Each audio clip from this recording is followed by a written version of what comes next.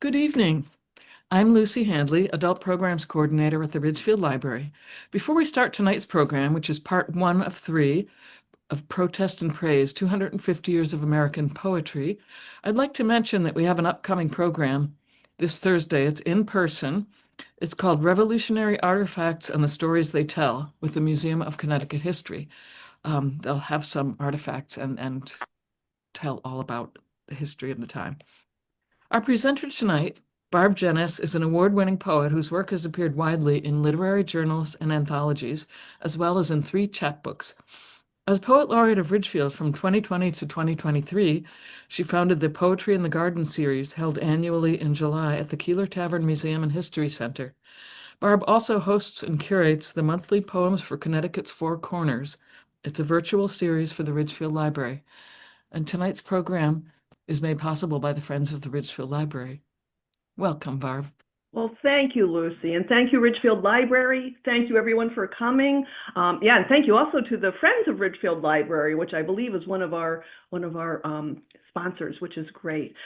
We have a lot to cover tonight. I'm going to do a PowerPoint presentation. I ask that you stay muted because, unfortunately, we're not going to be doing this as a discussion. It's really, we have a lot of ground to cover, so it's really going to be a presentation. You can put questions in the chat, although I'm not guaranteeing I'll see them because, as I said, we have a lot to get through. If nothing else, we'll get them at the end. But anyway, with that said, let me share.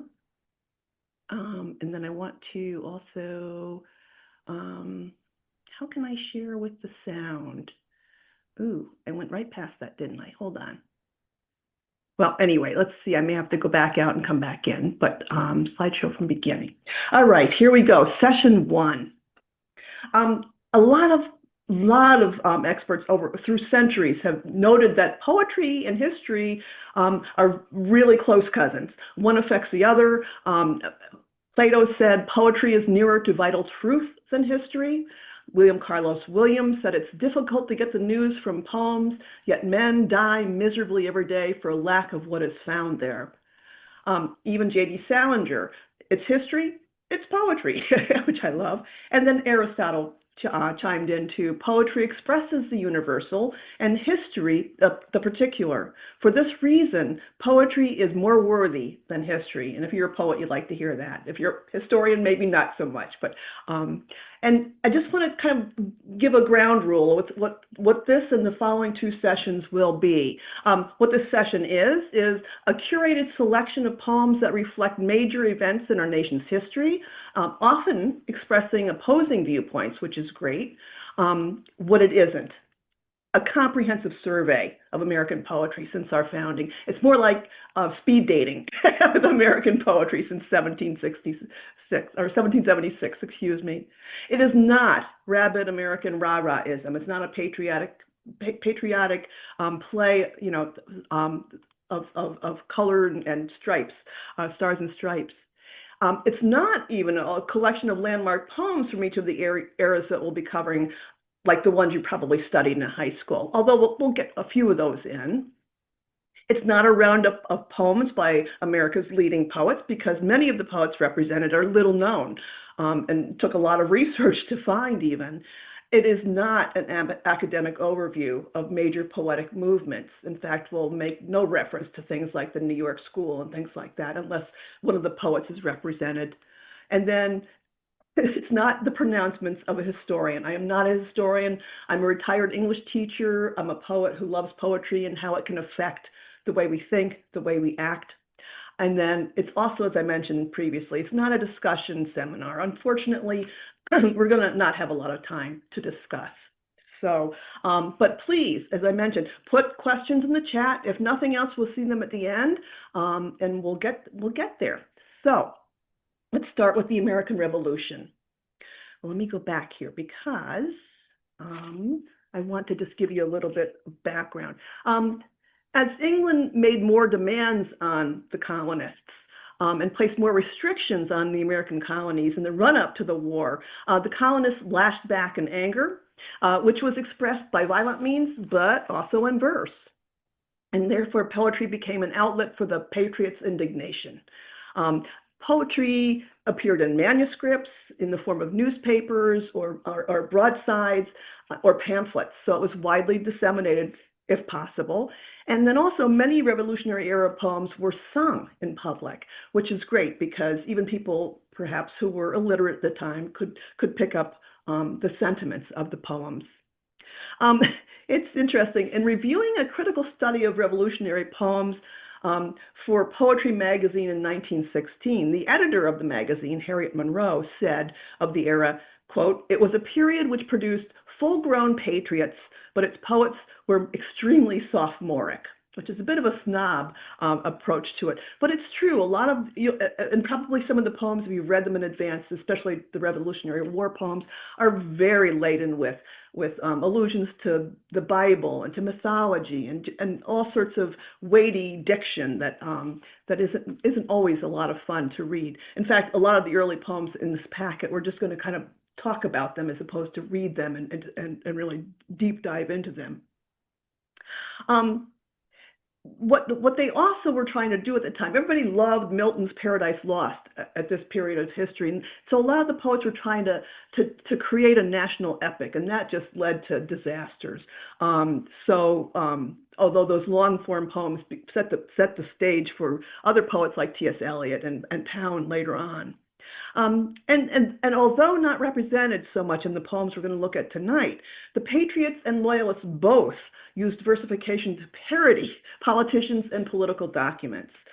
For instance, John Trumbull, who you may have heard of, in his poem, A New Proclamation, satired General Thomas Gage, who was a Massachusetts governor who remained loyal to the crown.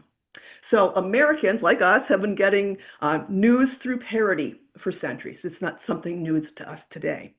So now we'll move on to our first poem. Now also, just so you know, we won't do every poem in the packet, but I'll let you know if we're skipping one. You may prefer reading it in your packet rather than on the screen, but I'm going to give you the option of doing either, but let you know if we're skipping. Liberty Tree by Thomas Paine. In the early days of the Revolution, citizens frequently gathered around a convenient tree in the center of town to commiserate taxes and oppressive laws that they were opposed to. And Thomas Paine was a recent arrival to Pennsylvania from Britain. He wrote The Liberty Tree, which became popular with the colonists. He describes an American welcoming to those escaping the old world to come and share in the liberty enjoyed in the colonies, he himself being a newcomer. Now, some towns also erected, you may have seen these, liberty poles to protest. It reminds me, I've seen pictures of them, they remind me of the protests many of us have been involved with lately. Flags of all kinds sprang up, and among them were flags with a Liberty Tree symbol on them, and the slogan, An Appeal to Heaven. So, all right. So, I think we're gonna read, well, let's see, A Chariot of Light. You know, let me just see if I can highlight part of it that is perhaps most exemplary of what's going on. Let's see. Beneath this fair tree, I'm starting in the second column. Beneath this fair tree, like the patriarchs of old, their bread and contentment they ate, unvexed with the troubles of silver and gold, the cares or the grand and the great. With timber and tar they old English supplied, and support her power on the sea. Her battles they fought without getting a grout for the honor of Liberty Tree. So you can get this kind of sing-songy approach, very patriotic, very rah-rah. This is, as I mentioned, early in a run-up to the Revolution. So Paine was trying to muster support for the Patriots. The next poem here, I'm not going to, let me see if I even have it on here. Did I skip some? No. Let me go to, okay, yeah. Sorry about that. Okay, I don't want to spend a lot of time with this poem because, again, it's very dense. Please read it. But the most important thing here is the poet herself, Phyllis Wheatley, who was an enslaved American. She came as a child on a slave ship, and the people who enslaved her were very kind, very generous, and taught her to read and encouraged her to do all sorts of intellectual things. She learned many languages and wrote many poems. Unfortunately, she died at a very young age, but she's kind of considered the mother of African American women poets because she really did get out there very early in the game. So it's interesting because she also was the first to use the mythological figure Columbia. There wasn't even a goddess named Columbia. People kind of invented it, but she was really one of the first to actually use it. And Columbia was supposed to be the goddess who protected us from Britannia. And then also Columbia became the icon of the Manifest Destiny, the westward expansion. So it's one of the earliest you can see. For in her hopes Columbia's arms prevail, anon Britannia droops the pensive head. So the two goddesses are going one-on-one. And she actually sent this to Washington, to his offices near Boston. It was during the early years, and he praised it. He was very exuberant in his praise of it, even though he himself was an enslaver, which is kind of ironic. And they met eventually. Her first book of poems came out not too long after she wrote. I think this was actually, I take that back. I think this was written after her first book of poems came out. And that actually had John Hancock as an endorser of her first manuscript. So she made great strides very early in her life. And please read it. I love the last stanza. Proceed, great chief, with virtue on thy side. Thy every action let the goddess guide. A crown, a mansion, and a throne that shine with gold unfading. Washington, be thine. So she's saying, you deserve all these king-like things, even though that's kind of not the way that the colonists were trying to go at the time. So anyway, she's Phyllis Wheatley. Wonderful, wonderful work. This one I do want to read. This is a wonderful, very, very fun poem to not only to read, but to learn about. Now, during the time of the war, the Revolutionary War, the societal role of women was really limited to domestic duties and support roles rather than direct participation in combat. However, Molly Maguire believed, by the way, they believe her non-fictional name was Molly Pitcher, defied these norms when she took over firing a cannon during the Battle of Monmouth on June 28, 1778. After her husband collapsed, he either collapsed or was killed. We don't really have a record. Her involvement exemplified women's capacity to contribute directly to military efforts. Try that today, right? By the way, it's alleged that the Molly Maguires, the name Molly Maguire is clearly very rooted in Irish culture, but the Molly Maguires became a secret society active in the 19th century in Ireland and in Liverpool and here on the eastern coast of the U.S. They were best known for their activism among Irish immigrants, coal miners in Pennsylvania, and where 20 Molly Maguire members were executed by hanging in 1877, quite a few years later. But that Molly Maguire term, and you'll see, of course, there's all sorts of Molly Maguire pubs too, wherever you go. So if you don't mind, I'm just going to charge ahead and read. As we go, maybe I'll ask for volunteers, but this is just a fun one. Molly Maguire at Monmouth. On the bloody field of Monmouth flashed the guns of Greene and Wayne. Fiercely roared the tide of battle. Thick the sward was heaped with slain. Foremost, facing death and danger, Hessian, horse, and grenadier, in the vanguard, fiercely fighting, stood an Irish cannoneer. Loudly roared his iron cannon, mingling ever in the strife, and beside him, firm and daring, stood his faithful Irish wife. Of her bold contempt of danger, Greene and Lee's brigades could tell. Every one knew Captain Molly, and the army loved her well. Surged the roar of battle round them, swiftly flew the iron hail. Forward dashed 1,000 bayonets, that lone battery to assail. From the foeman's foremost columns swept a furious fusillade, mowing down the massed battalions in the ranks of Greene's wait a minute, I have, everybody's in the way here. Brigade. Anyway, okay, fast and faster worked the gunner, soiled with powder, blood, and dust. English bayonets shone before him, shot and shell around him burst. Still he fought with reckless daring, stood and manned her long and well, till at last the gallant fellow dead beside his cannon fell. With a bitter cry of sorrow and a dark and angry frown, looked that band of gallant patrons at their gunner stricken down. Fall back, comrades, it is folly thus to strive against the foe. Not so, not so, cried Irish Molly. We can strike another blow. Hold on, I'm going to move you so I can read it. Oops, go back. Move it. Okay. Quickly leapt she to the cannon in her fallen husband's place, sponged and rammed it fast and steady, fired it in the foeman's face, flashed another ringing volley, roared another from the gun. Boys, hurrah, cried gallant Molly, for the flag of Washington. Greene's brigade, though shorn and shattered, slain and bleeding, half their men, when they heard that Irish slogan, turned and charged the foe again. Knox and Wayne and Morgan rally, to the front they forward wheel, and before their crushing onset, Clinton's English columns reel. Still the cannon's voice in anger rolled and rattled o'er the plain, till there lay in swarms around it mangled heaps of Hessians slain.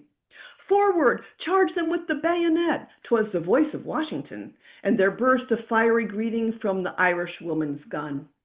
Monckton fails, against his columns leap the troops of Wayne and Lee, and before their reeking bayonets Clinton's red battalions flee.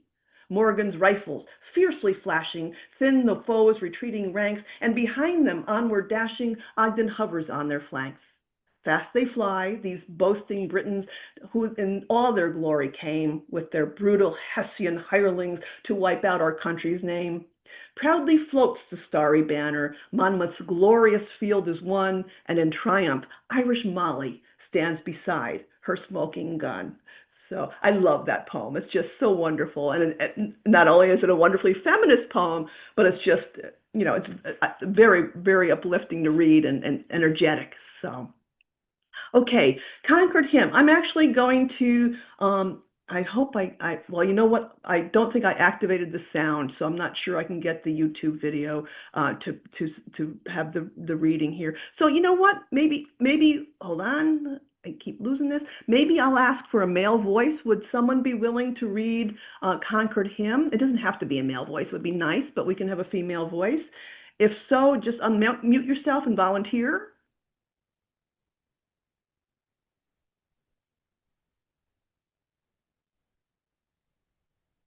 Nope. Okay. Well, let me give a little background. You guys can think it over. Ralph Waldo Emerson, one of America's most celebrated poets and thinkers, immortalized the spirit of the American Revolution and the Declaration of Independence in this poem. It was written for the 1837 dedication of an obelisk monument in Concord, commemorating the battles of Lexington and Concord. A series of battles and skirmishes on April 19th, 1775, which sparked the American Revolutionary War. The poem was the origin of the phrase, shot heard round the world. So I'm sure you've heard that. This is where it all got started. And you may have read this in school. This is also a very famous poem. It established Emerson as a poet. Prior to this, he was known as a lecturer and essayist. So this was really his first foray into writing poems. So would anyone like to read? Nope. Okay. I'll do it if you like. Oh, would you please? Thank you. Sure. Is it Jennifer? Yes. Okay, Jennifer, please do. Okay, can you hear me okay? Yes, wonderful. Okay, perfect. By the rude bridge that arched the flood, their flag to April's breeze unfurled. Here once the embattled farmer stood and fired the shot heard round the world. The foe long since in silence slept, alike the conqueror silent sleeps. And time the ruined bridge has swept down the dark stream which seaward creeps. On this green bank by the soft stream, we set today a vote of stone, that memory may their deed redeem, when like our sires, our sons are gone. Spirit that made those heroes dare to die and leave their children free, bid time and nature gently spare the shaft we raise to them and thee. Wonderful. Thank you. You're welcome. So again, this was written quite a bit after the battles of the Revolutionary War, but it still, definitely portrays the feeling of the Patriots. Okay, well, moving on now to westward expansion. In 1803, President Thomas Jefferson purchased the territory of Louisiana from the French government, as you all know, for $15 million. To Jefferson, westward expansion was the key to our nation's health. He believed that a republic depended on an independent, virtuous citizenry for its survival, and that independence and virtue went hand in hand with land ownership. I know in many of the other discussions we've had of the Declaration of Independence, that idea of land ownership is a key issue for these early Americans. Let's see. A journalist named John O'Sullivan in 1845 put a name to the idea that helped pull many pioneers westward toward the western frontier. Western migration was an essential part of the Republican project, he argued, and it was Americans' manifest destiny to carry the great experiment of liberty to the edge of the continent. And he really, and many others, felt that American survival depended on it. Well, it had its costs, of course. It wasn't all glory and goodness, as we know. In addition to leading to the massacre and displacement of indigenous peoples, westward expansion, as one historian put it, quote, very nearly destroyed the republic, due to the debate over whether or not the western states, the new western states, could or could not ban slavery. And thus, it was a provocation to no extent of the Civil War. So our first poem in this section is called The Backwoodsman. Now, you don't see much in front of you here because The Backwoodsman is a 176-page poem in which James Kirk Paulding, who was a fervent supporter of Andrew Jackson, who, by the way, Jackson, 2 decades later, would force the Cherokee Nation onto the Trail of Tears. Paulding in 1818 wrote this epic poem, The Backwoodsman, in which he exalts an ordinary man, Basil, driven by poverty from his home in Hudson and small farm in Hudson, New York, to the fertile western soil that will sustain his family in dignity. Over the course of these 176 pages, by the way, you'll see eventually you can get the entire book on Google Books for free, and I did. It has very large type, so you can read it relatively quickly. I wouldn't say very quickly, but you can definitely. And it's a wonderful tale. It tells about Basil, as I said, going through all these different parts of the country to claim his land, and then it contrasts that with a character known as the Spirit, who's a Native American, who's angry, of course. And also Paulding, it's interesting because at first Paulding makes it very clear that he's on the side of these white settlers propelled by fate to move west, quote, to push the red man from his solitude and plant refinement in the forest rude. But while these natives are originally presented and the poem is wily and murderous, they eventually are portrayed as victims. So Paulding really played both sides. The Indians, despite their cruelty, are inherently good people provoked by evil, and the whites, despite their treachery, are trying to bring redemption and progress to these western lands.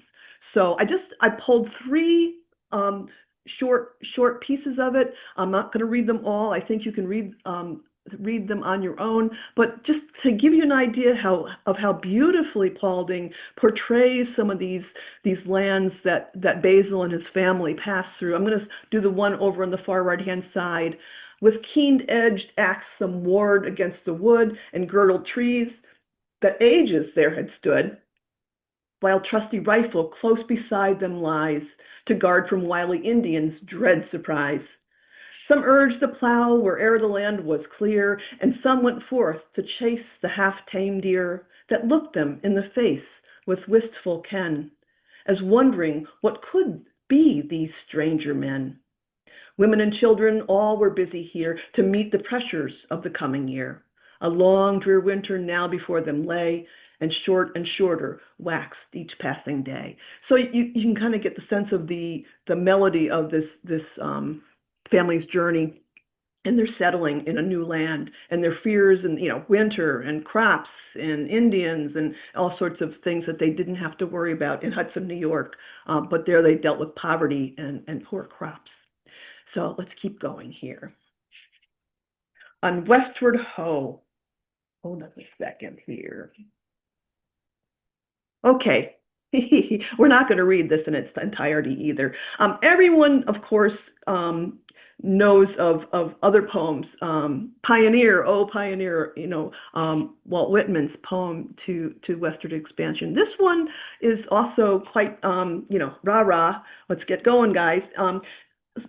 John Douglas Sutherland Campbell, I don't know anybody needs 4 names, but this guy did, contrasts the pristine wilderness with the promise of settlement and progress, encouraging readers to embrace westward expansion. So it's really a call to arms, or call to movement. Let's go fulfill our manifest destiny. His vision of the West is one of abundance and fertility and freedom, portrayed through images of vast prairies and rich harvests and rushing rivers, all these wonderful things. He doesn't really get into the things to fear. He argues, like many did at the time, that the West is destined to become a haven for those seeking a better life and a new beginning. Now, it is overtly promotional and optimistic, but it reflects that prevailing enthusiasm for westward expansion during the mid-19th century as a divine right and duty. So aligning it with the broader literary movement of manifest destiny as well. So let's not read this. I know we're already almost a third of the way through and we have quite a bit more to cover. So please read Westward Ho if you're so inclined. It is, as I mentioned, a very promotional, optimistic outlook or view of moving west. All right, Trail of Tears. Would someone like to read The Trail of Tears? Well, let me give you a little background first. Ruth Muskrat Bronson. She was actually a Cherokee Nation poet, and she was an educator and an Indian rights activist. Bronson also became the first guidance and placement officer of the Bureau of Indian Affairs. So she became very actively involved in the activism and the rights procurement for the people who were being actively displaced. The poem recounts the forced removal of the Cherokees from their ancestral lands during the Trail of Tears, a historic event marked by enormous suffering and loss. Her condemnation of greed and the forced displacement of her people reflects the prevailing social and political climate of the time. So there were many people who were in alignment with the idea that what is happening to these indigenous peoples was not a good way to handle them, or it was definitely a demonstration of greed. And the enduring memory of the Trail of Tears serves as a reminder of the tragic consequences of government actions and the importance of preserving historical narratives of injustice. So, and that's important. You need to.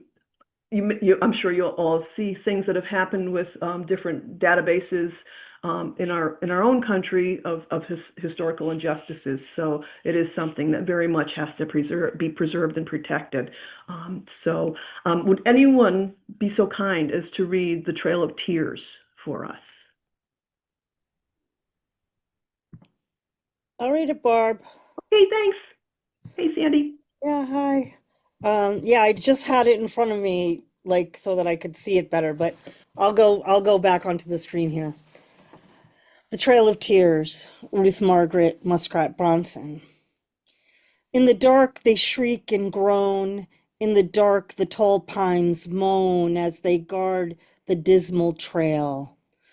The Cherokees say it is the groan, every shriek and echoed groan of their forefathers that fell with broken hopes and bitter fears on that weary trail of tears. Broken hopes and broken hearts, a quivering mass of broken hearts were driven over the trail, stifling back the groan that starts, smothering back the groan that full 4,000 fell. But still the Great Spirit, his people, as they travel the Trail of Tears. From the homes their fathers made, from the graves the tall trees shade, for the sake of greed and gold, the Cherokees were forced to go to a land they did not know. And Father Time or wisdom old cannot erase through endless years the memory of the Trail of Tears. Thank you. Wonderful. So you see the repetition, the importance of the poetic device of repetition here. I mean, how many groans and moans, and so yeah, a very memorable poem about the Trail of Tears. Also, this next poem is amazing. Red Man's Greeting. It was actually a booklet that was printed on actual birch bark and handed out to all the people who came to the 1893 World's Columbian Exposition in Chicago. So talk about, and you can see the perforations in this sheet of birch that it was printed on. It was published as a response to as I mentioned, the Columbian Exposition in Chicago, and it provided a counter narrative to the celebration of progress at the fair, printed on actual, I mentioned that, okay, never mind. It was written, the author was Simon Pakagon, who was a Native chief. It challenged the representation of Native people and cultures as vanishing relics of the past, which, you know, of course, if you're claiming the land and making yourself a presence there, oh, that's history. That doesn't exist anymore.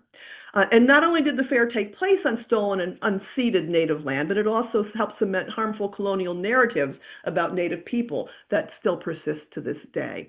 So Pokagon also questioned the entire premise of the event, the commemoration of the 400th anniversary of Columbus's discovery of America. And in the opening words of the book, he writes, "In behalf of my people, the American Indians, I hereby declare to you, the pale-faced race that has usurped our lands and homes, that we have no spirit to celebrate with you the great Columbian Fair now being held in the Chicago city, the wonder of the world." So while there's not a great deal of poetry in the book, it's mostly a diatribe, which is, you know, a very angry one. You can see this one poem here. "Alas for us, our day is o'er, our fires are out from shore to shore. No more for us the wild deer bounds, the plow is on our hunting grounds. The pale man's axe rings through our woods, the pale man's sail skims o'er floods. Our pleasant springs are dry. Our children look by power oppressed beyond the mountains of the west. Our children go there to die." So very, very meaningful. You can also, by the way, find this in full form on, I think it's Google Books. Oh, let me see, did I have a, nope, I thought I had a link. But if you search for it, you can find the full text. And you get to flip through these birch bark pages for this entire story. All right, so we're moving on. Oh, wow, we already made it through westward expansion and are now on to, hold on. Oh, we're also, just for people who are following on their packet, we're going to be skipping Red Man's Pledge of Peace, which is a wonderful poem. As I mentioned, well, the title says it pledges peace. So it's a Native voice that is saying, we want reconciliation, we want peace. Of course, it was very short-lived if it ever existed in those years. Okay, poems of the Civil War. This is where I want to spend some time. There's a lot of poems in this section of the presentation. In the mid-19th century, poetry was everywhere. It was ubiquitous. It was on newspapers and magazines. Kids learned about it and read it in school. Americans encountered poetry on a weekly, if not a daily basis. And there was an outpouring of poetry by men and women of all walks of life on both sides during the Civil War. In fact, scholar Faith Barrett, who's she has a recent book, in fact, about Civil War poetry, calls it a poetry-fueled war. Reports abound of Civil War soldiers reading and singing poetry not only in camp, but as they marched into battle. And newspapers also offered frequent accounts of soldiers dying with poems in their pockets. Central to poetry's range in this age were advances, technological advances. The printing presses were far more advanced. There were trains that could get things to and fro. There were telegraphs, all sorts of different technologies that didn't exist in the past that could spread these poems far and wide. And not only that, in both the North and the South, the avid readership of poetry worked hand in glove with interest in popular song. Composers quickly set newly written poems to music, and publishers rushed to get the sheet music out to musicians far and wide. Now, a perfect example of this, of a poem turned song becoming endemic, was Julia Ward Howe's Battle Hymn of the Republic. Spread far and wide and was continued to be used for in multiple scenarios. Also, other ones, Marching Through Georgia, Battle Cry of Freedom, and of course Dixie, which was President Lincoln's favorite poem/song. It also had versions. They had the Confederate version of Dixie, which was in African American dialect and kind of racist, and then the Union version of Dixie, which was much more, Union go. There were really four real trends in poetry during the Civil War. There were calls to arms of young men swept up in the momentum of signing up. We're going to, Beat Drums by Walt Whitman. We're not going to read that, but definitely, get out there and do your job. And then we will read John Sloan Gibbons's 300,000 More, or at least we'll talk about it in more depth. There were landscape poems, which kind of talked about, contrasted, this beautiful nature where these battles were taking place and the brutality of human kindled war. There were soldier elegies. We'll read a Dickinson poem, many soldier elegies. And then also, because Lincoln was assassinated rather, only a few days after he received word that Lee had surrendered, there were a ton of Lincoln elegies in this period too. The interesting thing is, Lincoln was not a popular, he was reviled, actually. He was more reviled than just about any president in our history, although I'm willing to make some exceptions, not only in the South, but in the North as well. He was not a popular person on either side, yet the poetry about him elevated him to almost sainthood, wiped clear whatever gripes people had with him. So let's go on to 300,000 More. James Sloan Gibbons was an abolitionist and a Quaker, which is interesting because this poem is a call to arms. You don't think of Quakers saying, "Join up, young men." He was also, by the way, he was a cousin to Horace Greeley. His home in Manhattan was recognized as a Manhattan station on the Underground Railroad. After Lincoln sent out a call for soldiers to volunteer, the second round of calls to come and fight, which he issued on July 1st in 1862, Gibbons wrote this famous song poem, which he supposedly went to Lincoln's office and sang for him. Now, it was eventually set to music by not one, but 8 different composers, including Stephen Foster of O Susanna and Swanee River fame. That's not the actual title, but that's the name everyone knows. And again, this is very, and also you'll notice the "We Are Coming, Father Abraham" was picked up in all different poems and other songs. And I believe it's a biblical reference in those words, "We are coming, Father Abraham." I'm just trying to see if there's anything we should really pause long enough to read. Fasting form into lines. Okay, let's do the third stanza there. "If you look all up your valleys where the growing harvests shine, you may see our sturdy farmer boys fast forming into line. And children from their mothers' knees are pulling at the weeds and learning how to reap and sow against their country's needs." So even these little kids are learning to harvest so they can feed the soldiers. "And a farewell group stands weeping at every cottage door. We are coming, Father Abraham. 300,000 more. So, of course, Abraham here refers not to a biblical character, but to Lincoln himself. You have called us, and we are coming. It worked on both sides. Let's see here. All right, moving on to this wonderful one by Walt Whitman. Come Up from the Fields, Father was written in order to tell a story that way too many families throughout the United States knew during this war. Families lost sons all over the country, of course, and this family represents many of those losses. The message is that loss has the capability to overwhelm and change one's world entirely, which we all know. Anyone who's lost a loved one. It's not all glory. If it's especially, I mean, in war, it's not glory. It's loss.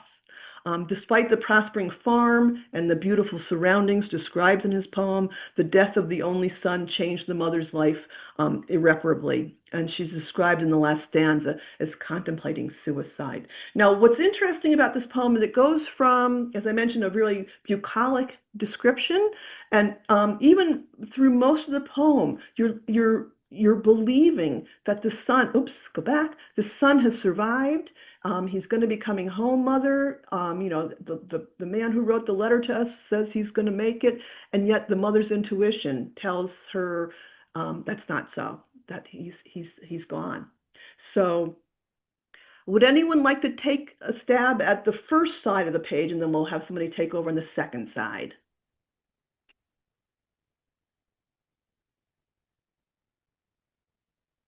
I'll do it. All right, thank you. Thanks, Jenny. Come Up from the Fields, Father, by Walt Whitman. Come up from the fields, Father, here's a letter from our Pete. And come to the front door, Mother, here's a letter from thy dear son. Lo, 'tis autumn, lo, where the trees, deeper green, yellower and redder, cool and sweeten Ohio's villages with leaves fluttering in the moderate wind. Where apples ripe in the orchards hang and grapes on the trellised vines. Smell you the smell of the grapes on the vines? Smell you the buckwheat where the bees were lately buzzing? Above all, lo, the sky so calm, so transparent after the rain, and with wondrous clouds. Below too, all calm, all vital and beautiful, and the farm prospers well. Down in the fields, all prospers well. But now, from the fields, come, Father, come at the daughter's call, and come to the entry, Mother, to the front door, come right away. Fast as she can, she hurries, something ominous, her steps trembling. She does not tarry to smooth her hair, nor adjust her cap. Open the envelope quickly. Oh, this is not our son's writing, yet his name is signed. Oh, a strange hand writes for our dear son. O stricken mother's soul, all swims before her eyes, flashes with black. She catches the main words only, sentences broken. Gunshot wound in the breast, cavalry skirmish, taken to hospital. At present low, but will soon be better. Keep going, Jenny, if you don't mind. Okay. Ah, now the single figure to me, amid all teeming and wealthy Ohio, with all its cities and farms, sickly white in the face and dull in the head, very faint by the jamb of a door leans. Grieve not so, dear mother, the just-grown daughter speaks through her sobs. The little sisters huddle around speechless and dismayed. See, dearest mother, the letter says, Pete will soon be better. Alas, poor boy, he will never be better, nor maybe needs to be better, that brave and simple soul. While they stand at home at the door, he is dead already. But the mother needs to be better, she with thin form, presently dressed in black. By day her meals untouched, then at night fitfully sleeping, often waking, in the midnight waking, weeping, longing, with one deep longing. Oh, that she might withdraw unnoticed, silent from life, escape and withdraw, to follow, to seek, to be with her dear dead son. Beautiful. Thank you. So, yeah, I know that you're getting a big round of applause there, Diddy. It was wonderful. You know, as you can see, there's suddenly a shift from those very, I want to call them stilted, although that's judgmental, but from the very metrical and formulated poems of the past to Whitman and also to Dickinson, which we're going to experience a little bit of in a second. This is a narrative poem that could almost be, you know, almost as you would speak it. It's almost prose. So Whitman and Dickinson really, they turned the tide in setting the stage for modern poetry. Not that there weren't still many people who wrote in very strict form, but as you can see, and yeah, if you've ever read Leaves of Grass, Whitman can also write very long. So this is a wonderful poem from him. All right. This is the Dickinson poem that I mentioned. Now, it's amazing because in the years of the Civil War, between 1861 and 1865, Dickinson was super productive. They often refer to it as her flood years. She wrote over 900 poems in those 5 years, roughly half of her total over all the years that she wrote. She was 32 in 1862 and averaged a poem a day. If you're a poet or if you know a poet, that's an undertaking.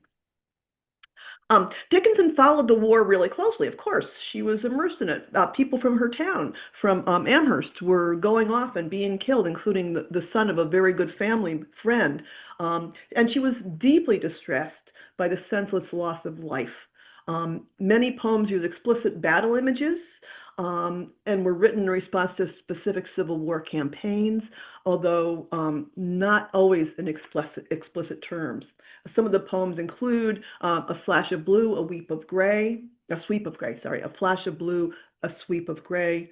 I many times thought peace had come, number 1580. The name of it is Autumn, number 656. Victory comes late, 733. And this one, It feels a shame to be alive, number 444. There's a profound sense of survivor guilt in this poem. It's an elegy to Fraser Stearns, son of the president of Amherst, who was a dear family friend. Now, as I mentioned, Dickinson's poems were really powerfully original, and she rebelled against the rules of Victorian poetics that required heavy rhyme and meter. Of course, the world never knew how groundbreaking she was until her first volume of poetry was published in 1890, 4 years after her death. As I'm sure most of you know, she only published, a small handful of poems in her lifetime. Something else I want to mention is her brother, and we'll talk about it later on. I forget what the term of it is, although we'll encounter it a bit on. Her brother bought his way out of service. For $500, you could hire someone else to go in your stead to fight during the years of enlistment. So while the war never got in the family close. So she was kind of saved that pain, although definitely as a poet, she felt the pain of the war very deeply. It feels a shame to be alive. It feels a shame to be alive when men so brave are dead. One envies the distinguished dust permitted such a head. The stone that tells defending whom the Spartan put away, what little of him we possessed in pawn for liberty.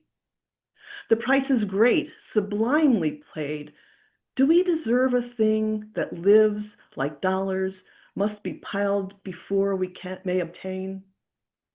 Are we that weight, sufficient worth, that such enormous pearl as life dissolved be for us in battle's horrid bowl?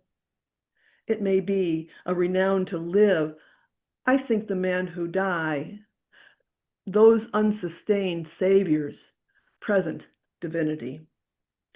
So it's never easy to read Dickinson. I mean, her poems are something you sit with But you can definitely get a sense of survivor guilt there that are we worth it, that this enormous pearl of life is dissolved in battle's horrid bowl. I mean, you can definitely intuit that she very deeply feels the cost of this war.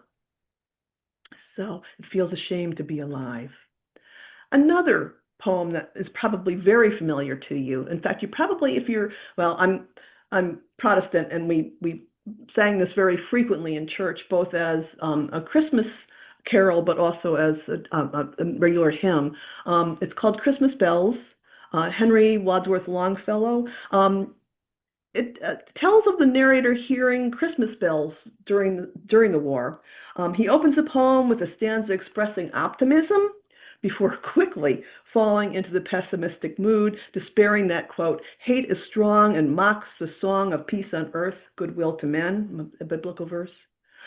Nevertheless, the poem concludes with a call for faith to overcome doubt and despair. Now, in 1861, just 2 years before writing this poem, Longfellow's second wife of 18 years was fatally burned in an accidental fire. Then in 1863, the year he wrote this poem, his oldest son, Charles, joined the Union Army without consulting him first. He was wounded, gravely wounded in the Battle of Mine Run, but eventually recovered. But who would like to read I Heard the Bells on Christmas Day?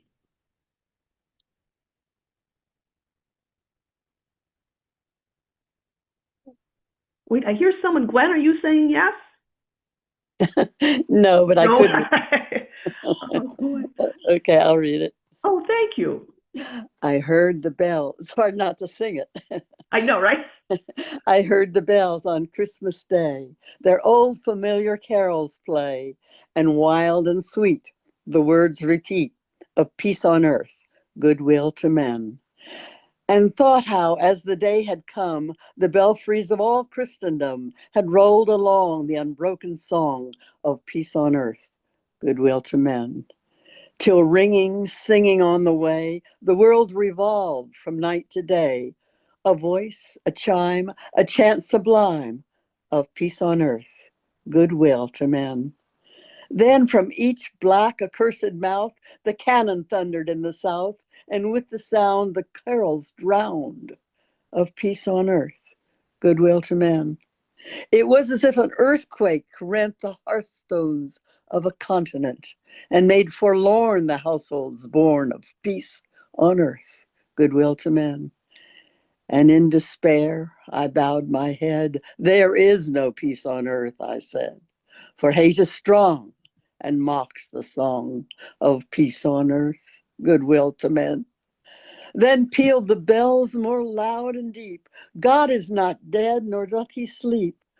The wrong shall fail, the right prevail, with peace on earth, goodwill to men. Wonderful. Thank you, Gwen. So, yep. So we're just, for those looking at their packets, we're going to skip hospital duties, which is oh my gosh, a wonderful poem about, ladies, take off all your finery and come here and help us with these wounded soldiers. So it's definitely worth a read. Back to Christmas Bell, I just want to comment again that, not everyone was writing as freely and as narratively as Whitman, or as abstractly and progressively as Dickinson, but this is a beautiful poem by, of course, one of the leading poets of our nation. Okay, let's keep going here. Let's see what's next. Oh, oh boy, this one we're not going to read out loud. It does. If you read it and were outraged, just know that it's a satire. Nonetheless, it's offensive. Sambo's right to be killed. Charles Graham Halpine was an Irish journalist. He was an author and also a Union soldier. So right from the get-go, you know that it wasn't written in a racist Southern voice. He dons that persona, but he wasn't. He accompanied General David Hunter to Hilton Head, and while there, he wrote a series of burlesque poems. in the assumed fictional character of a working class private named Miles O'Reilly. By the way, in this poem, Miles O'Reilly is misspelled. In the next poem, Lines to Miles O'Reilly, the poet Frances Ellen Watkins Harper did indeed spell it differently, but I made them both the same, and I shouldn't have changed this one. Let's see here. Oh, yeah. In this poem, Miles observes satirically that he would be happy to let Sambo be murthered in his stead.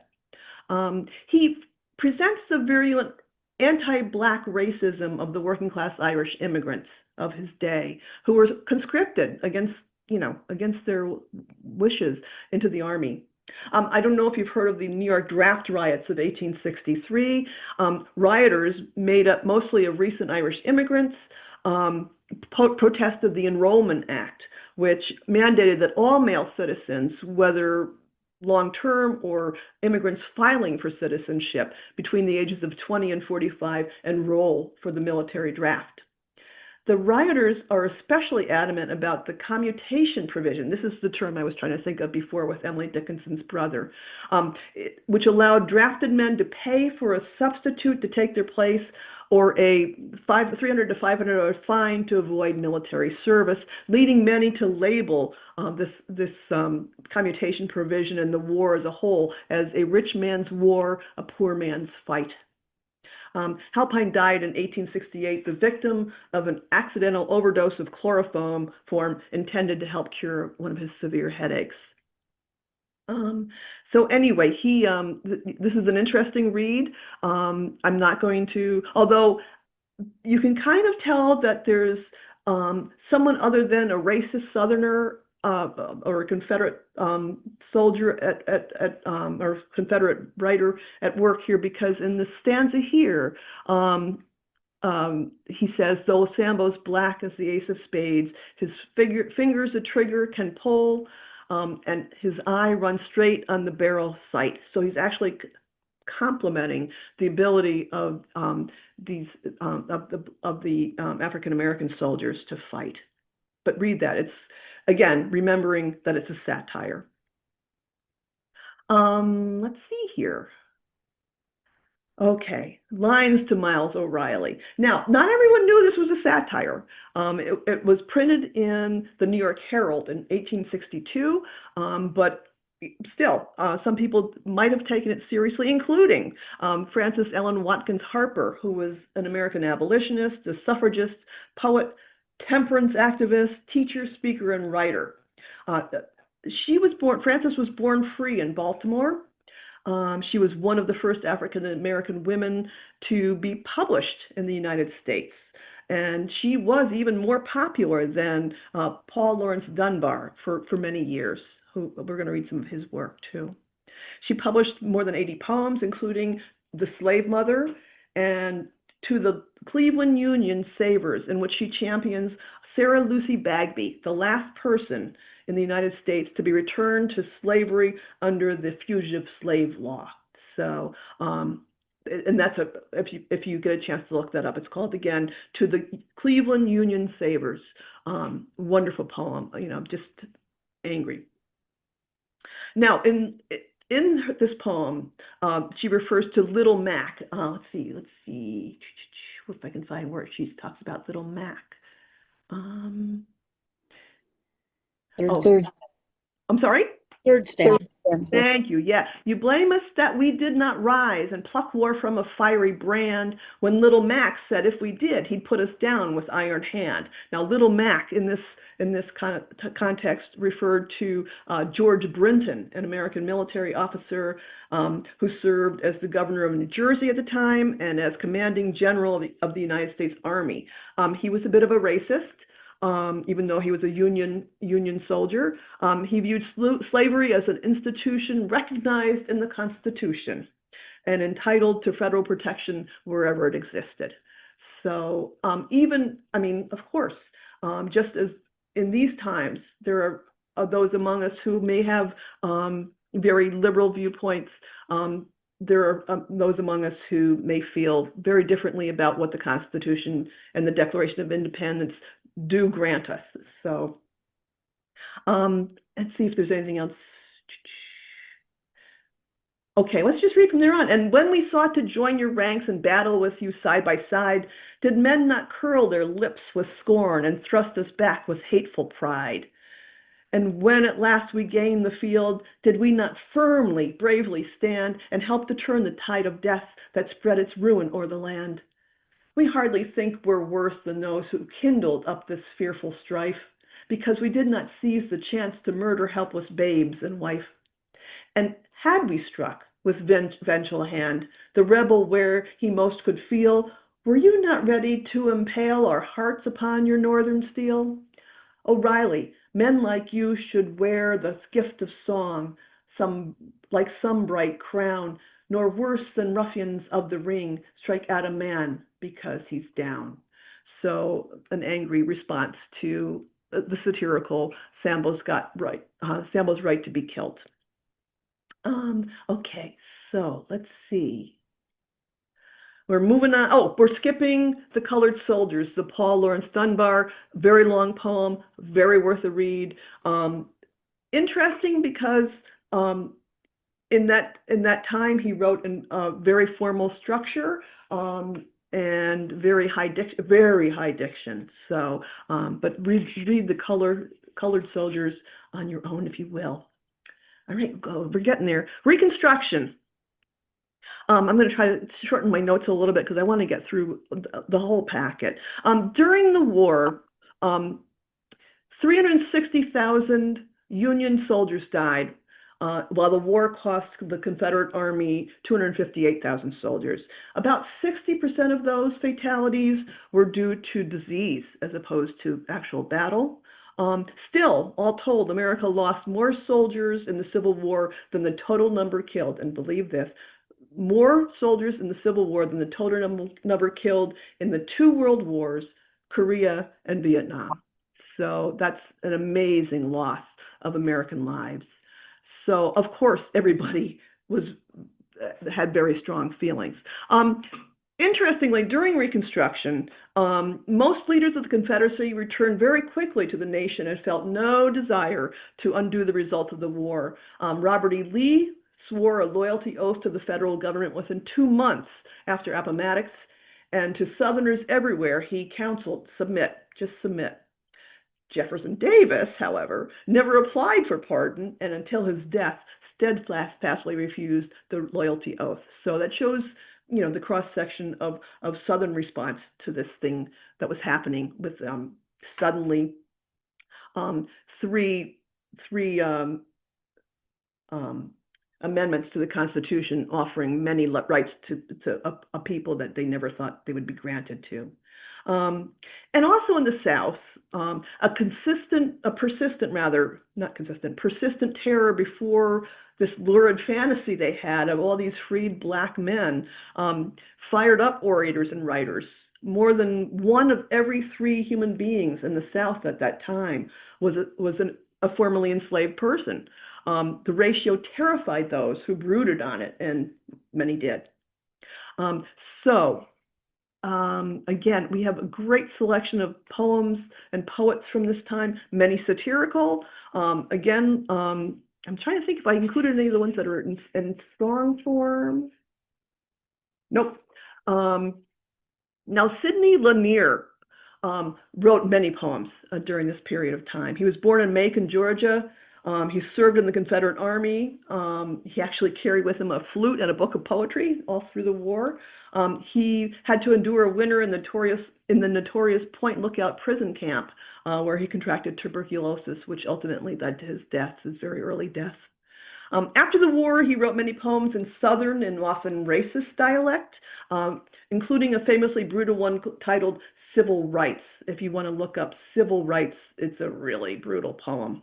The poems can be deceptive, however, leading us as readers to believe that the narrator's anger was directed at the newly freed Blacks, when in fact the ire was really intended for the Northerners, who they felt had no understanding of the conditions of poor white Southerners, which might very well have been true. In Laughter in the Senate, I don't know, should we read this one? He's basically taking the stance of Southerners who were looking at these Northerners who are making the new laws. Here we go. Down here, the last two stanzas in particular are very telling. The tyrants sit in a stately hall. They jibe at a wretched people's fall. The tyrants forget how fresh is the pall over their dead and ours. Look how the senators ape the clown and don the motley and hide the gown. But yonder a fast-rising frown on the people's forehead lowers. So it's kind of a warning. And in fact, in civil rights, he doesn't pull any punches on giving a warning that, this is going to backfire on you guys. So Sidney Lanier. Interestingly, he was later invited to share reading a poem with, I think it was, I forget what other famous poet, a poem of reconciliation at some dedication ceremony, and he was not very happy about it, but he did it. So anyway, Laughter in the Senate. This one's pretty brutal too. Spirit of 76. The White League, that's the name of the group, dominated the conversation on race in Louisiana in the mid-1870s. July 4th, 1874 edition of their newspaper, the Opelousas Courier, published a poem titled, appropriately considering the day, The Spirit of 76.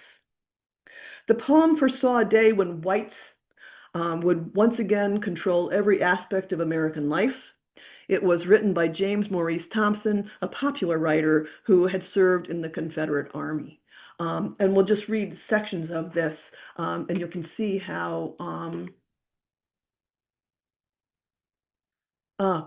shall low-born scum and quondam slaves give laws to those who own the soil?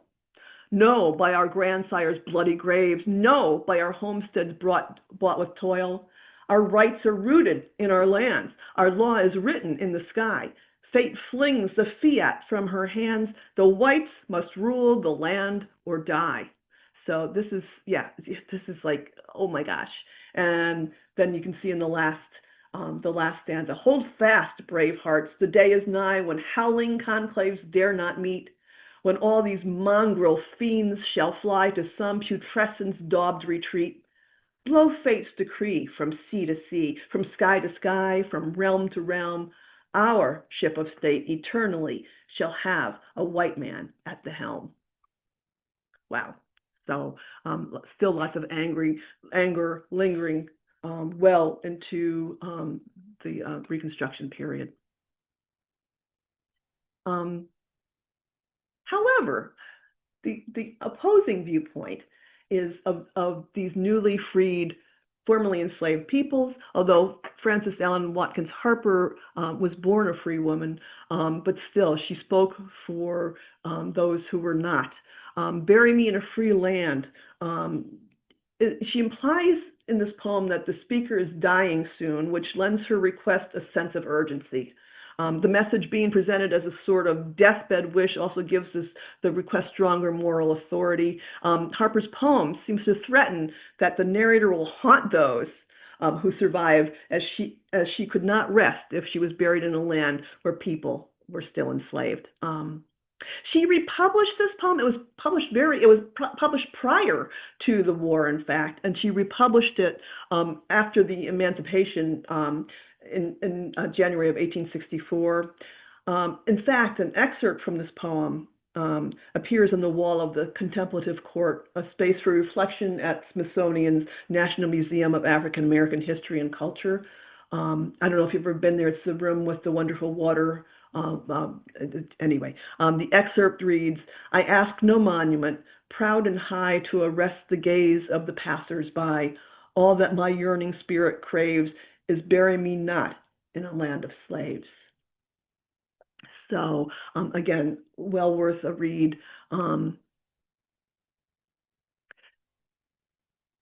then this one is my favorite one of the night. I can't say otherwise. We Wear the Mask. Paul Laurence Dunbar. He was an African-American poet and novelist. Much of his work, We Wear the Mask is a reaction to the experience of being Black in America in the late 19th century following the Civil War. A period when life seemed seemed to have improved for Black Americans, yet in reality was still marked by intense racism and hardship, especially in the South. Dunbar compares surviving the pain of oppression to wearing a mask that hides the suffering of its wearer while presenting a more joyful face to the world.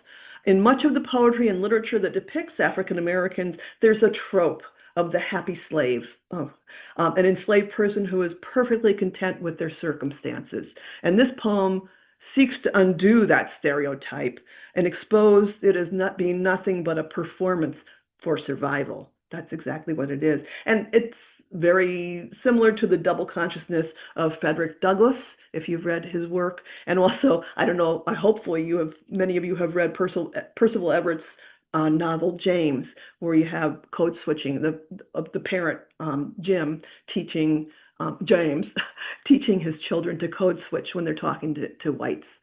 So we wear the mask. Who would read We Wear the Mask for us?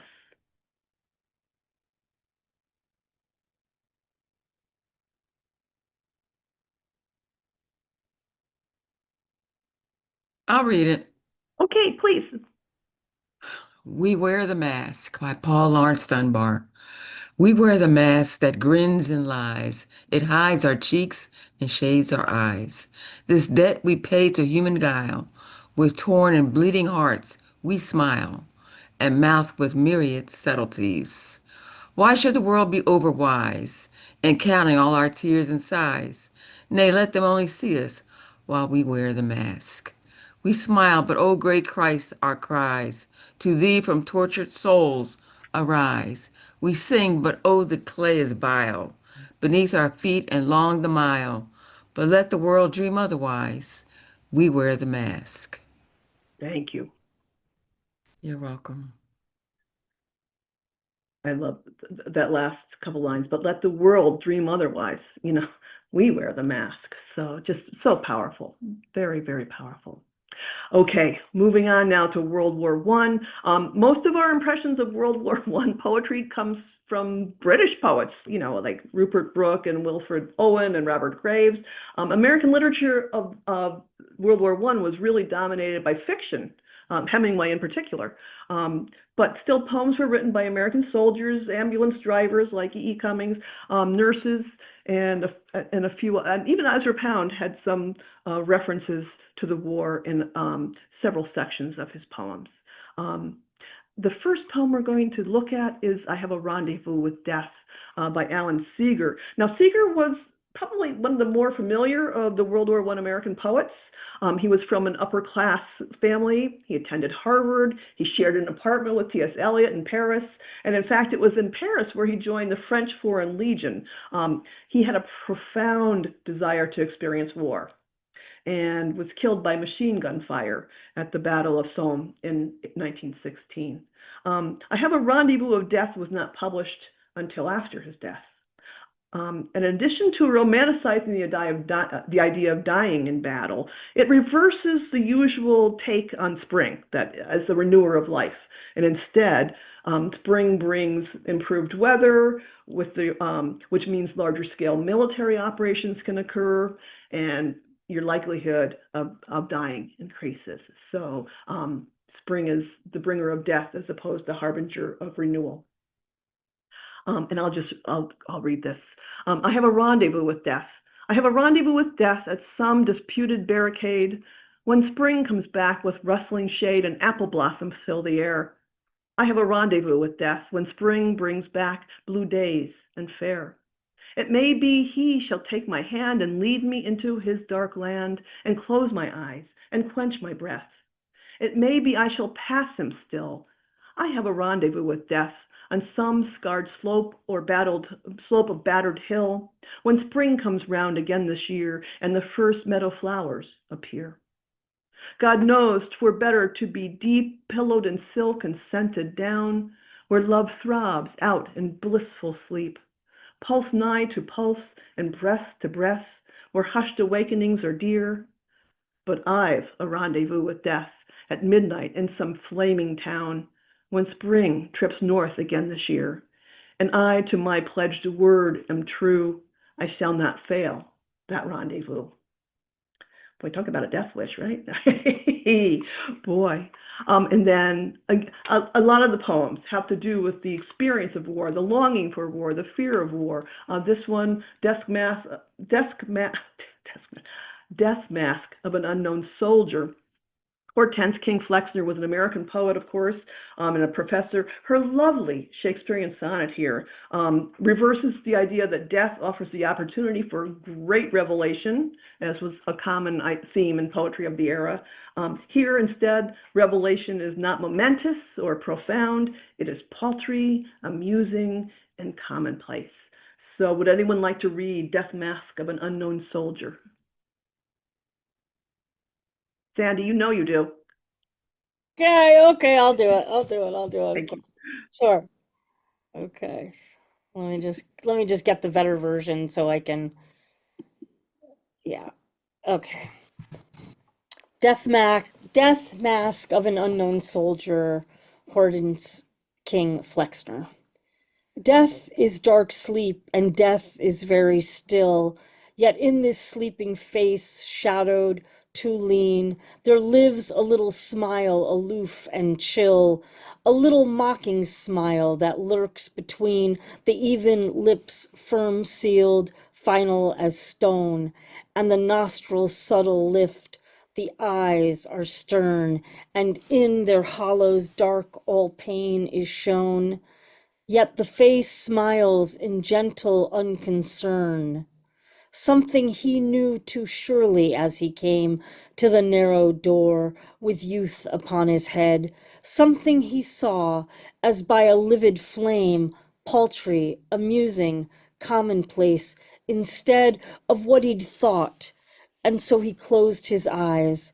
The dead should not be cynical and wise. Wow. Talk about a great epitaph, right? The dead should not be cynical and wise. Wow. Incredible. Yeah, thank you. Thank you for reading.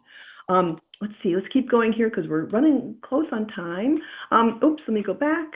I love this E.E. Cummings. I want to make sure you take a look at this cartoon. The gentlemen with consciences require no swords or guns. They're going to win the war by singing love songs to the Huns.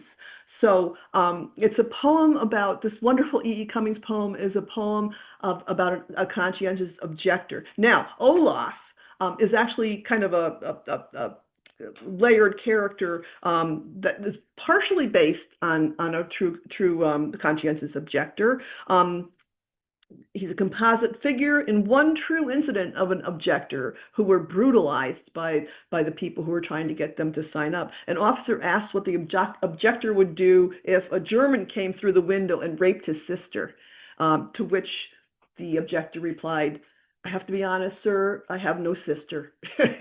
So, anyway, most of the poem, again, we're starting to step into modern poetry here.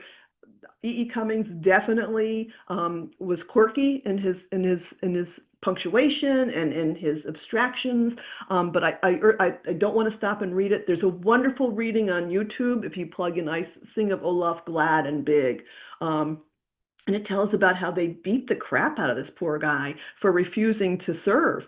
And if you look at the last line. Unless statistics lie, he was more brave than me, more blonde than you. So he's heroic in his refusal to serve as opposed to dying in battle. So it's a really nice counterpoint to all these people giving up their lives, having rendezvous with death. And he's more blonde than you because he's Olaf, he's Norse. Anyway, please read that. We're going to also skip over Rouge Bouquet by Joyce Kilmer. Yes, Joyce of I Think That I Shall Never See, a poem as lovely as a tree. Also another good one, which was a response to a particularly bloody battle. So read that one on your own. And then I don't want to do the evening without some Frost. Let's see. This is Frost depicts the personal cost of war, showing a wife's interaction with her husband who's been injured and is home from the front, but who plans to go back. So I'm just going to blast through this. Oh my goodness, can I move that? Yes, I can. Wonderful. They sent him back to her. The letter came saying, and she could have him. And before she could be sure there was no hidden ill under the formal writing, he was there, living. They gave him back to her alive. How else? They are not known to send the dead, and not disfigured visibly. His face, his hands, she had to look and ask, what was it, dear? And she had given all, and still she had all they say, wait a minute. And she had given all, and still she had all they had, they, the lucky. Wasn't she glad now? Everything seemed won, and all the rest for them permissible ease. She had to ask, what was it, dear? So she doesn't even know what his injury was. Enough, yet not enough. A bullet through and through, high in the breast. Nothing but good care and medicine and rest, and you a week can cure me of, to go again. The same grim giving to do over for them both. She dared no more than ask him with her eyes, how was it with him for a second trial? And with his eyes, he asked her not to ask. They had given him back to her, but not to keep. Really amazing poem about someone wanting to go back to the front. Okay, we're getting there. Poems of the Great Age of Immigration. I cannot leave without doing the new Colossus. I love this poem so much. I taught this poem to my 8th grade students for 15 years and made them memorize it and understand who the Colossus of Rhodes was, what the Colossus of Rhodes was. And so I'm going to read this because I'm actually going to recite it. A little background. It's a sonnet.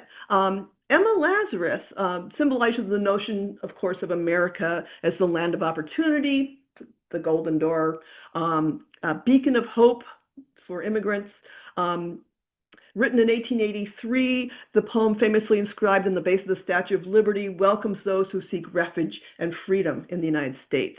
Lazarus's words, including the iconic line, "Give me your tired, your poor, your huddled masses yearning to breathe free," remind us that the nation's founding principles and the inclusive nature that has defined America throughout its history should remain.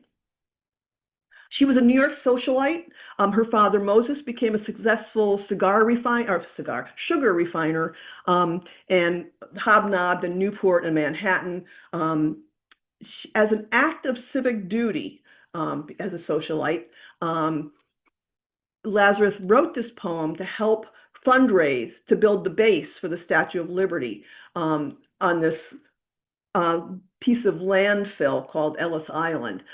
It took years to raise enough money to build the base. They got it half built, and if you go there, you can still see where the difference in the rocks between where they left off first and then finished up. She didn't live to see the Statue of Liberty welcome the first immigrants. She actually died before the turn of the century. She died in 1887 at the age of 38, possibly from cancer.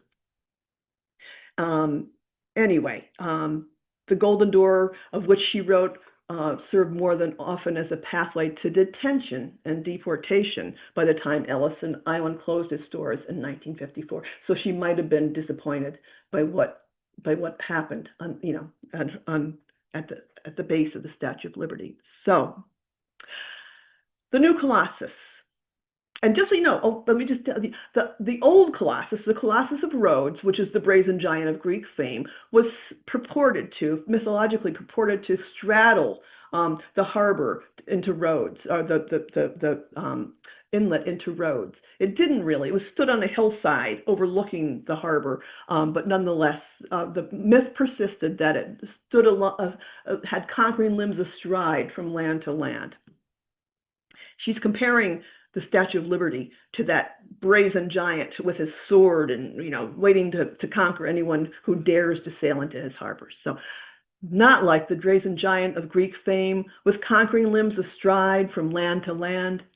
Here at our sea-washed sunset gate shall stand a mighty woman with a torch, whose flame is the imprisoned lightning, and her name, Mother of Exiles. From her beacon hand glows worldwide welcome. Her mild eyes command the air-bridged harbor that twin cities frame. Keep, ancient lands, your storied pomp, cries she with silent lips. Give me your tired, your poor, your huddled masses yearning to breathe free. the wretched refuse of your teeming shore.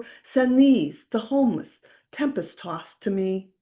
I left my lamp beside the golden door. So, beautiful poem. I love this poem with all my heart. Another poem which offers a second perspective, which I hope you'll read on your own, Unguarded Gate. Another interesting one, because Thomas Bailey Aldrich was well known and regarded. He expresses an anti-immigrant xenophobia and notions of Anglo-American superiority shared by many native-born Americans of the time. In a letter to a friend written in 1892, he explains that the poem was influenced by his anger at having recently been robbed, stating, I protest against America becoming a cesspool of Europe. I believe in America for the Americans. So a very timely perspective, I guess. The popularity of the poem lies in its kind of ambiguous nature. The whole left-hand side of the poem makes it sound like, oh yeah, open up these doors, we're unguarded gates, Eden is planted here, and toil shall have its wage, and honor, and the humblest man stand level with the highest in the law. Suddenly, as my daughter used to write in all her short stories, then they become and through them presses a motley throng. And he goes on to tell all these Scythians and Teutons and all these different people flooding through, and warns, oh, white goddess, don't leave the gates unguarded. So read this on your own. This is another very good look at how our country still today has very differing viewpoints, which are very frequently expressed through poetry. You can judge the arguments as you will, but it's good to have opposing viewpoints always. So I hope we got through it. Ooh, I can't believe it. I hope you'll come for the next two sessions. I think Lucy, you have to tell me, do you have to register for all three? Yes, Okay. separately, because not everyone can come to every single one. Okay. I'll So send out a reminder to everybody. oh, thank you. Good. And then I know I never got to look at the let me stop share and see if maybe I can get some of the chats. Were there any questions? I've seen hellos. Oh, look, only a few. 26. Oh, 26. Oh gosh. Oh, thank you. I'm glad you guys thought it was song myself includes passages. Good. Yep. Oh, we missed so many poems. As I said, this was speed dating, guys. We got through 250 years. We missed some highlights. We hit some highlights, and I'm glad you shared this journey with us. So if anyone has an abiding question they'd like to ask with their voice, please unmute yourself and ask. I've seen that before, yeah, that's wild. Oh, I'm sorry, my son is yelling. Okay, does he have a question, Lucy? Somebody else, Sandy says, every July 4th, I gather with folks in Western Massachusetts to read the entirety of Song to Myself. Good for you guys. We have a wonderful tradition here in Ridgefield where at Keeler Tavern, where every 4th of July they read a large portion of the Declaration of Independence, and then follow it with a reading of, I forget the exact title, but Frederick Douglass's essay on, what does 4th of July mean to the Black person, the Black human. So anyway, no other questions? First of all, I'll just say thank you very quickly. And for me, at my age, like what's so interesting is, those poets from World War I are really the poets that I remember kind of being introduced to there's others obviously like St. Vincent Millay and, there's other, but those were really the first names that I remember kind of modern poets, reading them in an anthology that was given to me by my English teacher. Obviously I, had been reading other poets like, Shakespeare and things like that in English class, but in terms of American poetry, American modern poetry, those were the first poets I really remember. Yep. There was Paul Revere's Ride, too. There was Oh, Captain, My Captain. Right. There were landmark poems that I think probably all of us did the New Colossus. I hope most people still had that in their schooling somewhere along the way. But yeah, you're right. It wasn't really until World War I poets that, and most of them, as I mentioned, were probably English. There were very few noted American World War I poets. So I mean, I guess having said that, do you feel like, I mean, and also you having been, a teacher, uh, in, in secondary school, like, do you feel like the poetry was being used as propaganda to kind of fuel sentiments, as the decades, went along, even into the 60s, which is when I would have been introduced to, or be started to read poetry. That's a good question. I never experienced its use for that. I think it was more to offer an insight into some aspect of a period being studied, either as literature or as history. I'm sure other people used it for propagandistic purposes. It certainly is a strong propaganda tool, pro and Yeah. con, any issue. So, all right. Well, thank you, everyone. This was wonderful. I'm glad you came. Come again. And Lucy, thank you. Thank you so much, Barb. That was such a lot of research, and I so appreciate you. Thanks for reminding me. I want to show you. This is it's backwards, of course. No, it's not. Oh, it's not. Oh, good. It's an amazing anthology. It's called The Cambridge History of American Poetry. It's edited by one of my heroes, Stephanie Burt, and then also Alfred Ben Dixon. Brilliant poets and scholars. So I recommend it. I've read most of it. Can't say it was, something that I kept by the bed all these years, but anyway. All right. Thank you, everybody. Thank you. Good night. Good night.